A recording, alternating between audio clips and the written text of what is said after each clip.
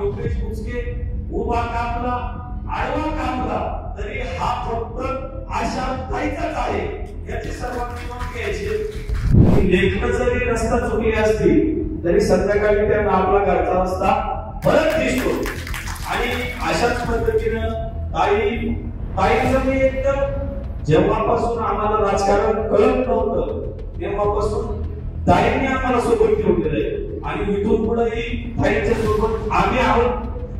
आता आशाताई बुचके हा आपला राजकारणाचा विषय नाही राहिलेला, तर आशाताई बुचके हा आपल्या सर्वांच्या काळजाचा विषय झालेला आहे। खरं तर ताई आणि मी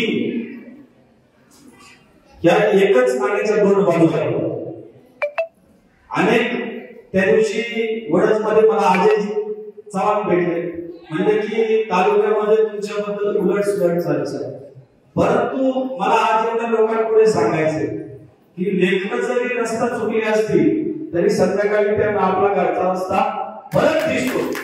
आणि अशाच पद्धतीनं ताईंचं मी एकदम जेव्हापासून आम्हाला राजकारण कळत नव्हतं तेव्हापासून ताईंनी आम्हाला सोबत ठेवलेलं आहे आणि इथून पुढेही ताईंच्या सोबत आम्ही आहोत। मला एवढंच सांगायचंय की पालुंडे गाव आणि वैष्णोधाम गाव, आता आशाताई बुचके हा आपला राजकारणाचा विषय नाही राहिलेला, तर आशाताई बुचके हा आपल्या सर्वांच्या काळजाचा विषय झालेला आहे।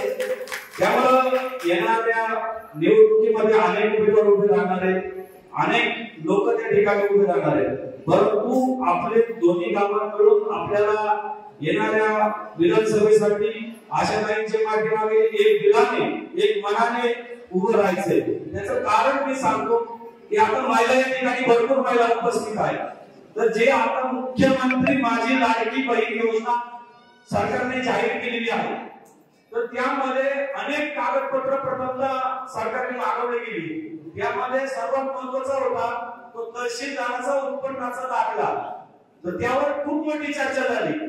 तर आपल्या आशाताईने महाराष्ट्र राज्याचे मुख्यमंत्री एकनाथजी शिंदे साहेब असतील, उपमुख्यमंत्री अजितदादा पवार असतील, देवेंद्रजी फडणवीस असतील, यांच्याशी चर्चा करून जो मुख्यमंत्री माझी लाडकी बहीण योजनेमधला सर्वात महत्त्वाचा कागदपत्र होता तहसीलदाराचा दाखला, तो ताईंच्या माध्यमातून पूर्ण महाराष्ट्रातील महिलांसाठी हा प्रश्न मिटलेला आहे की त्यांच्यातून तो कागदपत्र वगळला गेलेला आहे। ही खूप मोठी गोष्ट आहे। म्हणूनच आशाताईंच्या माध्यमातून अनेक कामं पारुंडे वैष्णोधाममध्ये होत असतील, त्यामध्ये आता जो आपल्या सर्वांचा येण्या जाण्याचा रस्ता आहे वडज पारुंडे वैष्णोधाम, याचंही काम ताईंच्या माध्यमातून होतंय। बुचकेवाडीमध्ये जे धरणाचं खोलीकरण आहे, ज्यापासून पूर्ण मीना खोऱ्याला पाणी मिळणार आहे, तर ते पाणी मिळण्यासाठी प्रथम तर बुचकेवाडी या ठिकाणी पाणी पुरवणं गरजेचं आहे। तेही काम ताईंच्या माध्यमातून बुचकेवाडीमध्ये खूप सुंदर प्रकारे झालं।